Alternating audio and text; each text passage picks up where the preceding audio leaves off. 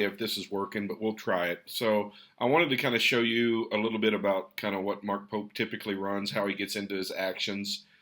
He's typically going to start in some sort of a zoom action, and really everything kind of plays out of that. So if you look here, obviously this is kind of the standard, 1 in, 4 out type thing you'll see. At some point to initiate the action, the 5 is going to flash up top. At this point, typically what you see from Pope is they look to pick on the weakest defender.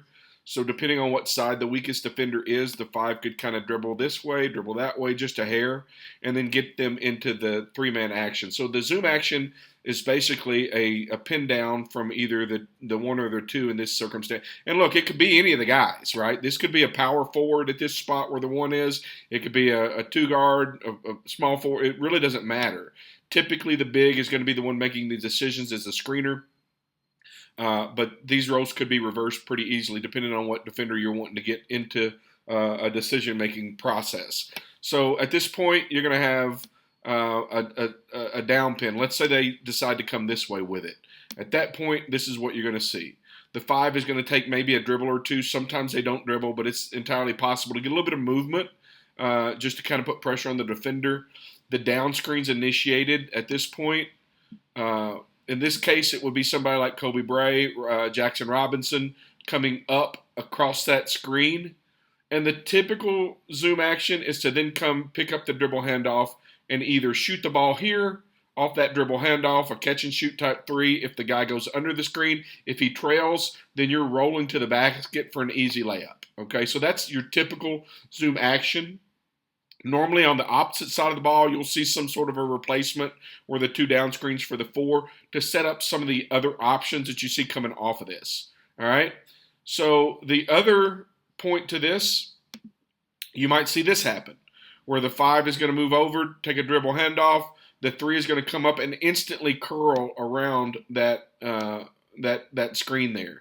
So this is a common flex right off of that where they're going to come up, especially if for some reason this defender here gets ahead, gets behind, trails the 3 coming off that screen, then this 1 can really lock them up and see a good easy layup there. The other thing that you often see on this action also is instead of coming off this screen after you've done this 2 or 3 times and the guys start to get ahead of you, instead of doing that, you're going to see the guy just basically refuse the screen and back cut. Right? He's going to refuse that screen and just simply come right across here and get hit pretty easily for a backdoor cut. These are all always really exciting to see. So that's another kind of wrinkle that you see off that. You also can see what we call the 5 can refuse to play the 3. He can refuse to pass here. Sometimes you'll see the 5, as soon as the guy clears that screen, pass the ball so he can dribble down the lane if he'd like. He may still come off this screen. There's a lot of real flexibilities here. But then you also might see him refuse to even give the ball to the 3. And at that point, the 1 is going to then take this dribble handoff. The 3 will come across the lane. You'll see double screens here from the 4 pinning down the 2. The 2 has an option to either come, down the baseline or then come up for the 3. And then when the 1 takes this ball on the dribble handoff, he can either pass to the 2, pass to the 2 coming up this way, pass to the 2 coming across this way from this spot here. Or if the 2 comes this way, he can actually come this way. The 4 is setting the screen and can then roll to the basket right here for a lob dunk. If you got great Osborne, if you've got Carr, you've got Amari in this 4 spot, then this lob dunk it puts a lot of pressure on the defense. So those are some of the wrinkles you're going to see. I'll probably add some real life plays into the video to kind of show you in real life what those look like. But I just wanted to kind of diagram that out for you guys to see it. Remember, it's as soon as this dribble handoff happens, most of the time you're going to see this 5-man roll. It's a pick and roll action. So he's going to come this way like this, right? After setting that screen, he's going to roll to the basket. So you're really going to get some 2-man pick and roll. And with a guy like Amari, he's so athletic. Even if you got Osborne, hell, for that matter, Carr. Any of the bigs that we've got are really good at this action. They're really good on the pick and roll. So I'm going to show you what that looks like from BYU last year. Okay, so here you can see them initiating that zoom action on the left side in full speed. Obviously, it's a pick and roll type action. We're going to slow it down. You see one dribble, wait for that down screen, dribble handoff, rolls to the basket. The defenders recover, so Ali Khalifa just kind of slips along that backside for that great position. It's hard to stop. You let a guy get that low, you're not going to see much action there. Here it is again, coming across the top. Again, the lob dunk.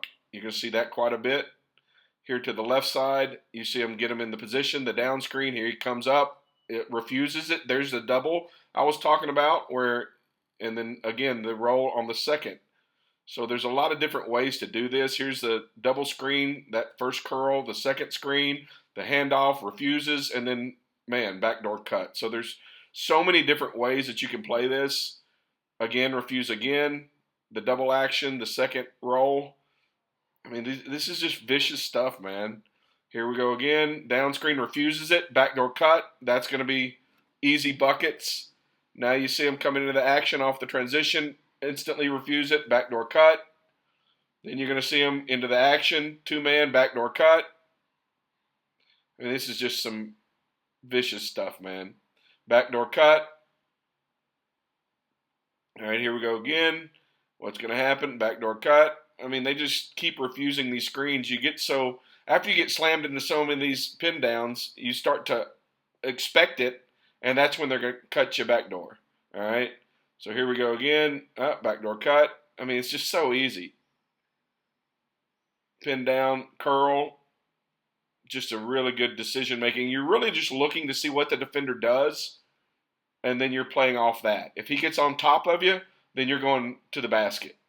If he stays below you, you're going to come up and take that screen. Here it is, slow motion, refuses the first one, picks him up on the curl. You think you got it off easy as a defender. The guy just keeps running, and a great five is going to find that action. Refuses, bounce pass. This is why you need a good passing big man. This is what Amari and Carr and those guys are really, really good at. So many ways to deliver the ball at any point. The cognitive load on the defense is just so difficult because of all these different actions that they run. Anyway, that's it.